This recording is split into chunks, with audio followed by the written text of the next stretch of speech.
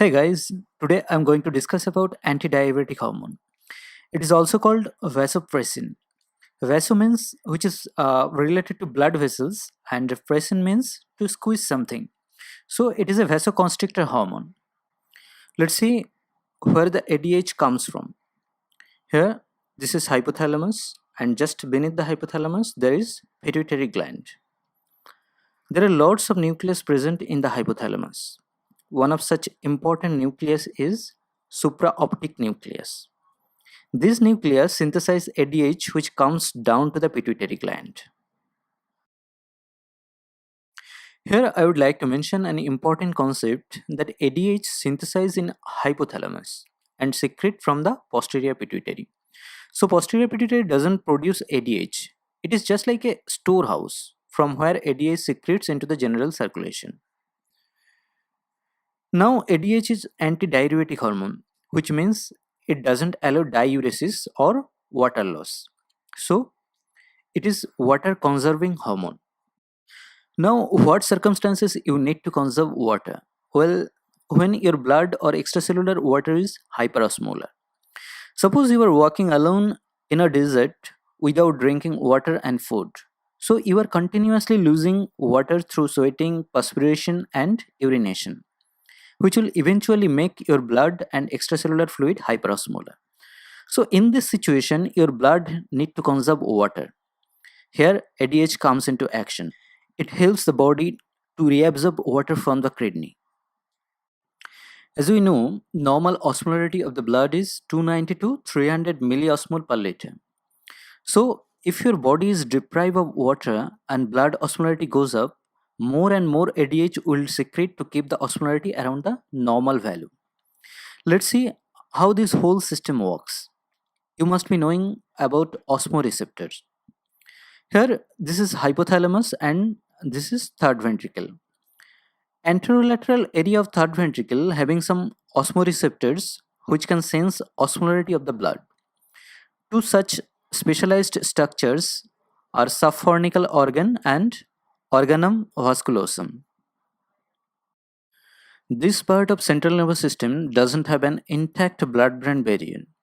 So blood or blood products can easily come in contact with the specialized structures so that they can sense the osmolarity of the blood and give signal to the hypothalamus for ADH secretion. Now let's see how ADH works. Here I would like to give you another important information. As you know, the other name of ADH is vasopressin because it can cause vasoconstriction. But to produce antidiuresis, small amount of ADH is enough.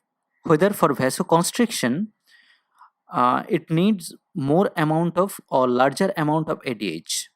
So in low concentration, it acts as an antidiuretic hormone, and in high concentration, it acts as a vasoconstrictor.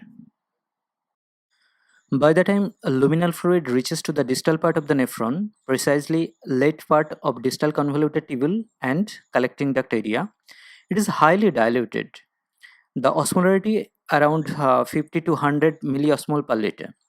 Now, this is important to know that the water permeability of the last part of the nephron is ADH dependent.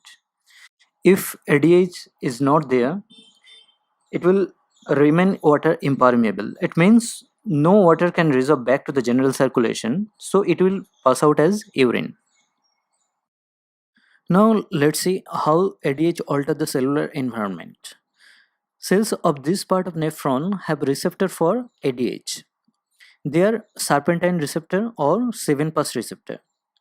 ADH binds with this serpentine receptor which stimulate intercellular G protein, and intercellular G protein stimulates adenylyl cyclase which convert ATP into cyclic AMP.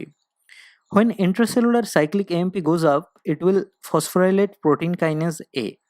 All these steps are nothing but to activate this enzyme. Now you can see there are some intracellular vesicles. Those vesicles are having some special protein channels which look like pores and water can pass through it. That's why those protein channels are called aquaporins. Now protein kinase A phosphorylates those proteins and they get fused with the luminal membrane of the nephron.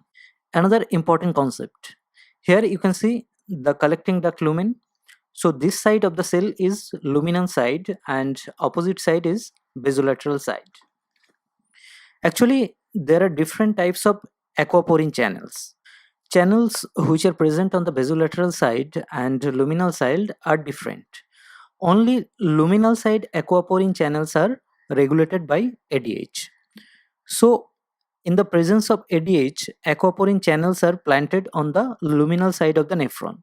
So, ADH makes this portion water permeable. Now, listen carefully. The interstitial fluid here is hyperosmolar, but the luminal fluid is hypoosmolar. So, the direction of the water will be from here to here, which means water resolve back to the interstitial fluid from luminal fluid in the presence of ADH. So if ADH is present, distal part of the nephron will be water permeable and you will pass concentrated urine. But if ADH is not there, extra water will come out of your body as diluted urine. Now let's see how it works as a vasoconstrictor. ADH works on both renal epithelium and vascular smooth muscles. However, the receptors are different. Receptor present on the vascular smooth muscle is V1 receptor and receptor present on the renal epithelium is V2 receptor. If V1 receptor is activated, it can cause vasoconstriction of arterioles and increase total peripheral resistance. The V2 receptors are involved in water reabsorption in the collecting ducts and maintenance of the body fluid osmolarity. Now you can see here it is a vascular smooth muscle cell and here it is V1 receptor. V1 receptor is also called serpentine receptor or 7-pass receptor. As soon as ADH binds with the V1 receptor, it activates the G protein couple receptor. Please remember this time it is GQ, but in case of renal epithelium, it is GS or G stimulatory. Now activated GQ receptor stimulates phospholipase C and phospholipase C breaks phosphatidyl inositol diphosphate into two parts. One part is inositol triphosphate or IP3 and other is diacyl glycerol or DAG. You know there are endoplasmic reticulum in the cytoplasm. They have IP3 sensitive pumps. When IP3 works on that pumps, they release calcium from endoplasmic reticulum. This calcium is responsible for smooth muscle contraction. That is how ADH acts as a vasoconstrictor. V2 receptor is stimulated even in low concentration of ADH, but V1 receptor is stimulated only when high concentration of ADH is present. So it is worth remembering. That's all guys. If you have enjoyed this video, please like, comment and share and don't forget to subscribe. Thank you.